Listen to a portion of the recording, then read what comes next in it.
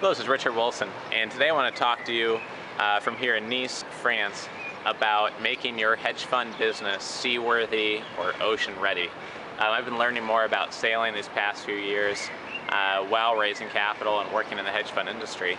And I think one truth about the hedge fund industry is that if you launch your hedge fund too quickly and you go out and meet with investors too quickly and too many different types of investors too quickly, you're going to get recorded in different institutional databases as being unprofessional, as not having a clear investment process. You're going to do a lot of damage. I even spoke with somebody at the Game 2011 conference last week about this, and they said that they only represent and they only raise capital for fund managers who are within their first 6 months of launching their fund, because otherwise they've probably already done so much damage for themselves in the industry that it's a waste of their time to even work with them.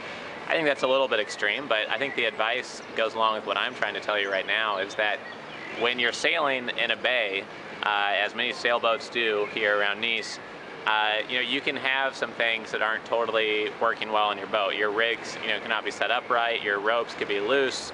Maybe a couple of your sails are in bad shape.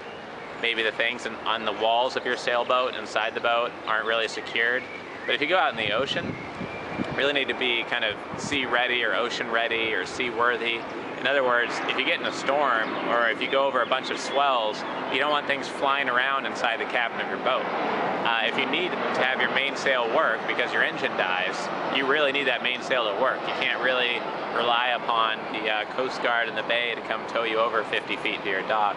It's much more serious when you're out in the ocean. So it's really a great analogy for running, starting, and growing your hedge fund, because before you go out and meet with very important investors you don't already have a great relationship with, you really want to have everything locked down and in place. You want to have your marketing materials kind of in grade A shape, institutional quality.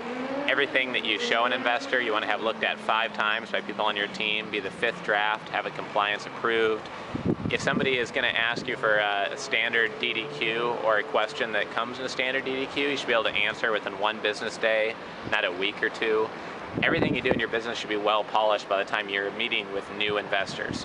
Hopefully when you launch your fund, you're able to bounce ideas off of consultants, advisors, service providers, some investors you already have good relationships with. And that's how you get the important feedback and really figure out what's your checklist, what's those 20 or 30 things that you are kind of seaworthy before you go out and start meeting with investors face to face about your fund.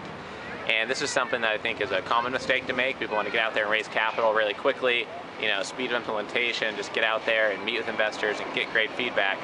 But really you need to be very cognizant of the fact that if you do that too early and too fast, you're really going to hurt yourself and you could sink your boat very early on in the process. Whereas if you just take that first valuable piece of the feedback you get from investors, really use it, implement it, and evolve your fund to higher and higher levels before taking it out to 300 different investors, you're going to be much better off in the long run.